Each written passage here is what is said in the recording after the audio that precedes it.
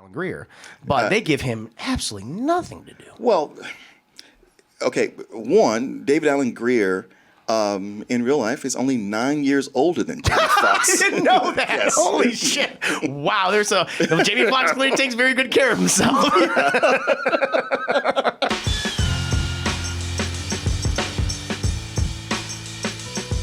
Hey everyone, support our Patreon, which helps us to continue bringing you our live streams, videos, and podcasts while bringing you new content such as exclusive live streams and animated shorts.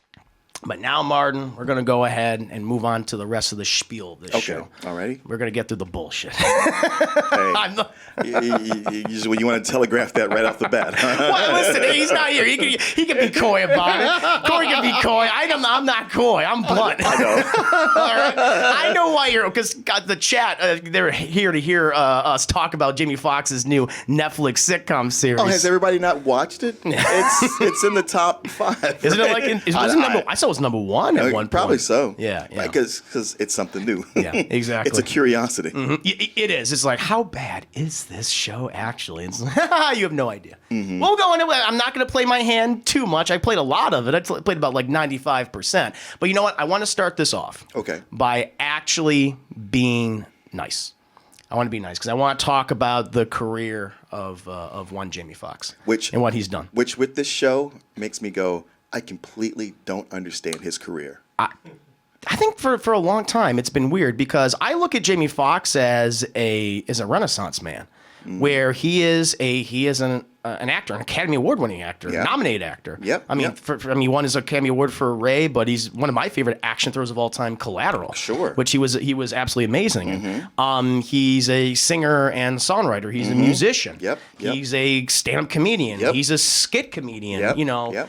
He's been all. I mean, he was in some fantastic shows back, whether as a guest star or being a main cast member. He was in Living Color. Yeah, and I don't know if it's still on, but he had a channel on Sirius Radio where he did a podcast at least once a week. Okay, so radio podcast, and there you go, doing all sorts of things. I mean, he's no stranger to sitcoms. Right. I mean, he also did the Jamie Foxx show back in the day. Now, I didn't watch it, you know. You wouldn't want to watch it. Yeah, we wouldn't want to watch it. Not that great.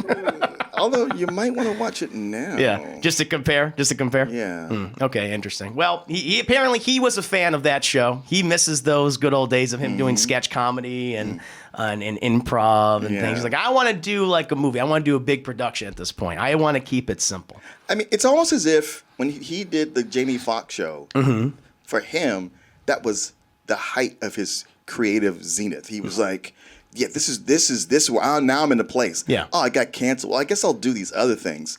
But if I ever get the chance to go back and do a sitcom, that's going to be my thing. You know, we're talking about this new Jamie Foxx sitcom, and it's called Dad, Stop, You're Embarrassing Me, which even that title just feels like it's whiny. Just grates on me. No. I feel like a more appropriate title would have been Jamie Foxx, Stop, You're Embarrassing Yourself. That is absolutely true. I'm free from my diabetes. Save me half of that. Say what? Half the show is him playing different characters. Yeah. Just like that. Aping a couple of people we've seen recently try to do this again. I don't want you driving around with some strange boy. You know these young boys, they out here ghost riding the whip and whatnot. So, there you go. That's enough. That's good. That's good. You know, we could probably just show the trailer. We can just move on to something better. But no, we gotta do this. I gotta go through it. I have my orders. I must follow orders, and we got to talk about this right now. Now you're probably thinking like, oh, we automatically hate sitcoms.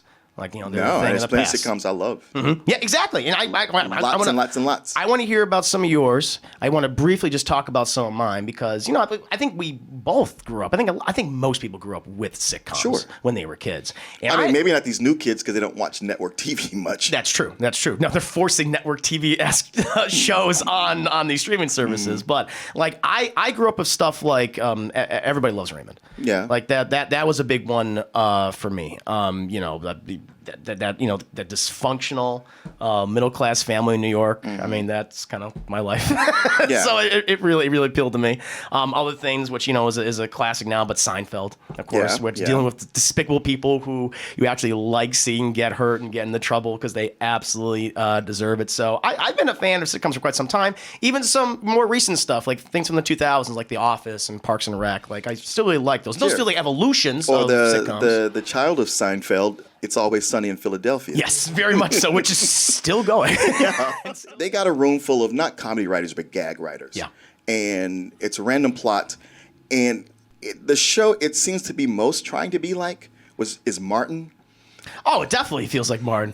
But even Martin, like in the first couple seasons, it was funny. I was like, hey, it's not one of the great ones, but it is still funny. Like Martin Lawrence had something, and him coming in playing these characters, he'd do it. It'd be kind of wild, crazy, and then we move on to these other characters we like. But here, Jamie Foxx doing it, it's like, dude, we've done this. And even Martin ran out of steam after 2 or 3 seasons, Yeah. and it was just on. I had to do a little research on him because I watched a little bit of Living Color. You know, a lot of Jim Carrey stuff, especially. But like he was all about like dressing up as people. You know, yeah. like on Living Color and in the Jamie Foxx show. I think a lot of like people, Martin Lawrence, Eddie Murphy, of course, like, in all of his films, will talk about that because there are some straight ripoffs of Eddie Murphy and Arsenio Hall, especially. Man, clearly Jamie Foxx loves Arsenio Hall because he's just doing all of his characters, which we've just seen recently in something like Coming to America too. Yeah. But one thing that I noticed is like because he's playing the character we all despise, just this beta male. This guy who is, you know, kowtowing to everyone, his own employees, his own daughter. It's like he's like the lowest on totem pole, despite being the owner of the biggest company, which they do in the whole opening spiel to set the setting up for you. But what it really is like, he is just. But other than that, he's just goofy. And he reminded me of, you probably know where I'm going with this, but of his character from The Amazing Spider-Man 2. He is straight Maxwell Dillon without the weird, you know, comb over Jerry Curl, whatever the fuck that is. Slow your roll, Chris. That's what he is, man. He's not that bad. I have clips, Martin. I know so much. I mean, okay, maybe I can't deny that beta male thing you're talking about. But to me, it's just that, let's reach into the kit and get the sitcom dad, who is constantly befuddled and always outwitted by everyone and can never get control of a situation. The series literally starts with an incest joke. Like, that's the first bit of humor that we get. An incest joke that won't end. No, it keeps going. It's the recurring gag because as we repeat it, it becomes funnier every time. But here's a little bit of that right here. I'm here to make sure that when you two lovebirds leave here today, that you'll be singing in perfect harmony, just like Whitney and Bobby. Jamie Foxx's reaction right there to raising the eyebrows. That was actually a funny line. Was it? It was. It was the idea like I'm gonna make you like Whitney and Bobby. You're like, oh Jesus Christ, that's a funny line. But and it's early in the show. Yeah. So it's like, I got some hope here. Only to watch it be dashed. Yeah, and because that's the whole thing when they bring in that character, this is a psychiatrist. Yeah. I mean, it's the whole like she's constantly just lusting after the dad or wanting to do a threesome with this obviously teenage girl. Yeah. It's like, is this funny for people? I guess so. You know, I mean, comedy is subjective, but it just gets worse from there. So already, like, and he doesn't even want to like engage in conflict. Like, that's the big thing. No, like, it he is. is just totally standing back, not wanting to be a father, not wanting to be a good son or a good boss for his company. And I got to get to the airport soon, and I'm sure that you got somewhere you got to be, right? Yeah, in bed with you. Constantly. Like, he makes the attempt to get rid of this girl. She's like, no. What do you think this is? So, was it lost on you that we had the whole joke that like, ew, how could you think I'm dating my teenage daughter? And the very next scene, he's having this practical sex scene with a girl that's maybe 4 years older than his daughter. I thought was his daughter's age, honestly. It looked very similar. But again, it's like, take the initiative and just stop that. You know, I mean, I know it's a running gag. It's supposed to be funny, but because it goes on for so long, it already started as just kind of weird to now it's like, all right, now this is boring. It's like, I remember a time when we used to do this. It's not Three's Company anymore. Enough already. Yeah, and it doesn't help that like the rest of the main supporting cast, I think, is just as great as he is. Like we're introduced to like his father, who's played by a great comedian and actor David Allen Greer, but they give him absolutely nothing to do. Well, okay, one, David Allen Greer. In real life, is only 9 years older than Jamie Foxx. I didn't know that. Yes. Holy shit! Wow, Jamie Foxx clearly takes very good care of himself. What he's basically playing is the curmudgeonly dad. No, the curmudgeonly lustful dad, because that's all he wants. He wants to go after anyone who is 20 years old or younger. Yeah. No, he's the horny, crazy, drug smoking dad who's also been to prison. Give me this. You know we can be smoking this stuff in front of the kids. What is weird to me, especially in this scene, because I noticed, like, all the writing's bad, all the acting's pretty bad. It's what they're given. But I just noticed, like, the production value, especially when the effects, they're not actually smoking anything. It's CGI smoke. And it just looks even worse. I mean, it's like, okay, because I guess they can't show smoking because they get, like, an R rating. It doesn't matter. It's on a streaming service. Yeah. But it's like there's this one scene here that just really stuck out to me where they have this, stereotypical Hispanic man who repairs everything for them, and who they later further embarrass in this end of the episode. I'm like, wow, you really did this. But yeah, this scene, I don't know if you have watched it, but it just looks cheap. For that, that's why you probably shouldn't check this out. Hey, what are you doing? Oh wow! Look how fake that shit Checking looks. the smoke alarms, Mr. Bread. You are so right. Yeah, like none of that is real. Netflix has all the goddamn money in the world, and you couldn't just have your actors smoke on screen. But maybe it's drug use. I don't know. Or just it's a fake cigarette. No. I mean, I imagine probably none of these actors even smoke cigarettes. No. Yeah. So being told like I don't, I mean like I don't like if I got cast in something and they said like we need you to smoke, I'm like I don't do that. You put a cigarette in my mouth, I'm gonna choke and gag the whole time. Hey man, back in the 30s and 40s, people smoked all the goddamn Yes, time, they and did. they died when they were 45. Yes, and they did it for the craft. Yeah, we don't do that no more. All right. Humphrey Bogart had to have his esophagus removed, and he did it for the fucking art. So you can too, David Allen Greer. Did he really? Yeah. Oh wow. It's pretty fucking dark. Yeah, he died like when he was in his 50s. He had all that removed because all he did was he consumed cigarettes, red meat, and whiskey. You have a diet of that, you're gonna have all your intestines, everything else inside you removed. So maybe Netflix has a point. They want their actors to live. Honestly, there's so much going on. I didn't even notice the bad smoke. You got a good eye. It just stuck out to me. It's like, wait a minute. But it's like, okay, well, hey, we can have some physical humor. Like, there's just been the writing. We'll have some fun with some good sight gags. Like that'll work. I mean, maybe everyone loves seeing Jamie Foxx's dick, right? Yeah, hurry up! I'm coming. That dress should have came with a pregnancy scare.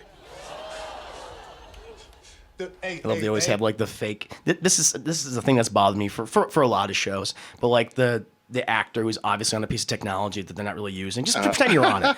Like it's the worst when it comes to something like video games, where you see these actors like, I know you don't actually play video games because you're touching all the fucking buttons at once, and you are literally playing like a first-person shooter. So you wouldn't be doing that.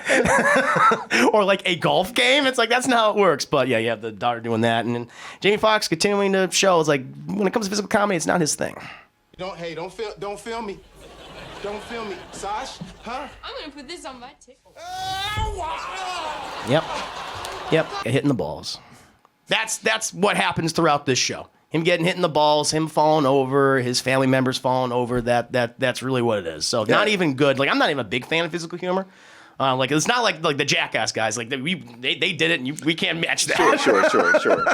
But try to have a little fun with it, but they just don't. Nah, and it's just the kind becomes of annoying. thing he did on his show, or in Living Color a lot of times. Which those skits are a lot broader. It's a different animal. He has the daughter that just walks over him, who is constantly rude to him. And that is such a consistent trope across all these shows. It is, and I don't like that. I will say I do like the daughter here, or at least the actress. Because I was like, all right, you know what? She's not completely sassy, and the times she's mad at him about stuff, it's justified. Normally, it's not, but I was like, yeah, she's just calling him out and like, man, you really suck. Yeah. I mean, he does, and he does. Now there is one time she gets on him where he's like, I got this work thing and it's really important, and she's like, I thought it was gonna be about me. I was like, must we again? But all the other times I was like, man, I'm not normally on the teenager side. You were never on the teenager side. So I'm kind of shocked by this. Yeah, I had a whole thing planned. You totally just bamboozled it. you can still do your threw thing. me off. No, that's it. I'm cutting it out. I was annoyed with her. Because, like, listen, he's running a multi-million-dollar company. Is he, though? Because they keep saying it, but we don't really see that happening. I mean, the production value, of course, it doesn't look like that. But at least they're telling us they are. But the fact that he has his employees coming over and completely sexually harassing him with no fear of reprisal. Yeah. No, I know. Well, everyone's being sexually harassed in this series. Yes. His daughter is. He's doing. His father's constantly doing. I think that is the biggest running gag. The psychiatrist who's trying to help the relationship is doing it to both of them. The only person not doing it is the one girl who's on here whose relationship with them I couldn't figure out. I was like, she's always at his house. She's a love interest. Yeah. I'm like, okay, is she family? She's always at his house. Mm-hmm. She's completely mixing with his family. Yeah. They don't say she is his sister or anybody's cousin. And then, later, like, oh, yeah, you're one of my best employees. I'm like, but you're always there. Yeah. And then there's always in between one of them making eyes at each other or saying something. I mean, but they're setting it up for the Oh, romance. of course they are. Yeah. Of course they are. Mm-hmm. But the relationship honestly doesn't make sense. No, none of the relationships make. No, everything no, he has they don't. They don't. his employees make sense. Well, even like you get to his thirsty sister with his best friend, the white guy who's a cop. Yeah, who commits all sorts of crimes throughout the entire show. Take advantage of his position. But the fact that they're secretly hooking up and they make it not secret in the first episode, I was like, huh. I mean, story-wise, you seem like you'd like have this in the background and then it'd be a big reveal, but they just make it and then it's a big like, oh, but we're not together though. But we have sex all the time, but we're not together. And it's like, who are you two? We don't even need you here. It's just, it's just for a really bad joke. Yes. Which is not even that funny to begin No, with. it's like not that everything funny. in this this show is. It's that retro sitcom writing where you go, all right, this is the main thing, these are the main characters, but we'll have these auxiliary characters here just so we can toss a joke to them. They're just when we run out of stuff to do, we can do stuff with them. And it's like, hey, they got a lot of racially offensive humor, especially towards Hispanic and Latino people, like in this scene. Just stand right here.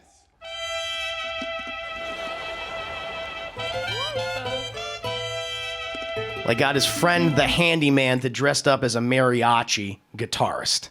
Yeah. Because I guess it's one of his employees. It's like, it's for my daughter. I assume his handyman is in a mariachi band on the weekends. Yeah, and he got them to play. That's the But excuse. it's so random. It is. And it's almost as if the actress herself said, like, oh, how'd you know that was my favorite musician? Yeah. Like, what? You listen to mariachi music? You know that? But yeah, it just keeps going on. You have David Allen Greer just standing there not knowing what to do. David Allen Greer's like, I'm in the scene too. Yeah. I'm here. This needs a little harmonica, and that gets a big, Give me big something laugh. to do. Yeah. They give him nothing to do. Again, he's just playing the lustful grandfather. Yeah. That's all it is. And it doesn't also help that this series, we brought up earlier, what Jamie Foxx is doing is that he's just repeating stuff that he did early on in his career, which I didn't think was that funny, or he's just aping, even other people who kind of popularized that form of comedy, like, playing all different characters like in one movie, especially like Eddie Murphy. But I mean, this you look at this scene right here that Jamie Foxx is doing, you'll find some similarities to something that we've seen recently, a sequel. Hallelujah. Hallelujah. First of all, I'd like to give an honor to God. It goes on. It goes on. It just keeps going on.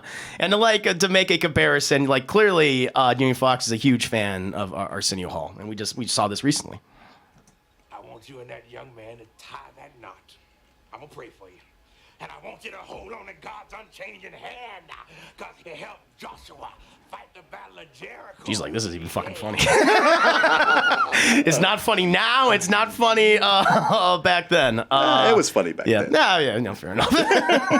But yeah, it's, again, this is what all the show is. I watched about 2.5 episodes. You watched about... I watched 3.5 You watched 3.5. You did more than I could. I even told you just need to watch one, Martin. Yeah, I said, I was like, you need to watch this. But I was like, let me see. Sometimes something starts out rough and it needs to find its foot. Yeah. Its footing. But this doesn't have one. It's pretty random. Here's the thing, though. This show, like it takes place in Atlanta. It is so Atlanta, and it's so Tyler Perry. Oh yeah, definitely. I mean, I don't mean just the cheapness of the production, but it's in Atlanta. They make sure they bring you to church.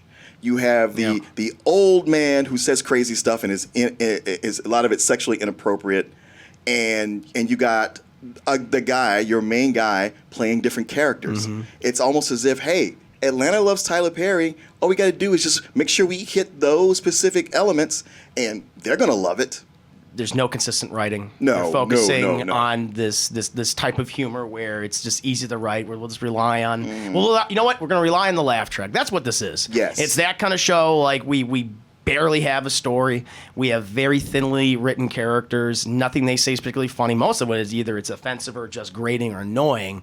And that's really it. And we have a lead star. We have a name on it, on the title card, which is Jamie Foxx. Yeah.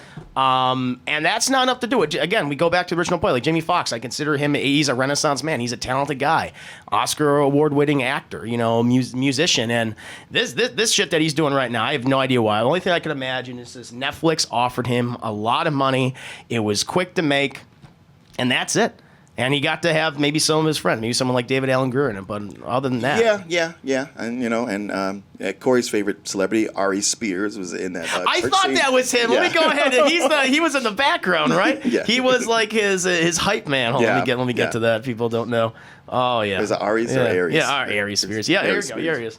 Yeah, there he is, right there, right in the right-hand corner. I thought that was. I wasn't sure because I didn't look to see if he was in the cast list or not. Yeah. It made me wonder. Like, I wonder how many more people from In Living Color and Mad TV are going to pop up in this thing. Oh, I'm sure. I mean, shit, I'll never know because I ain't watching any more than I have so far. We have done our time. We have. Okay, and we have sacrificed ourselves, chat. We have taken upon your sins. You don't need to watch this.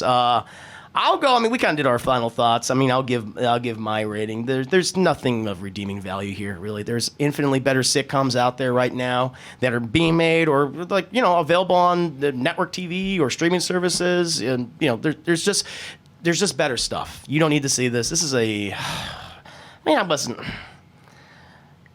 I guess I give like a low some old bullshit. That's what I would give it personally. Oh, I give it more of a high fuck you. Yeah, damn. All right, Martin went there. And I'm probably not as angry about it as you are, but Yeah. just it's such a waste of the audience's time and the time of everybody here. And I don't care if somebody says, "Oh, they had so much fun watching it." I don't give a shit. That makes it even worse. Yeah.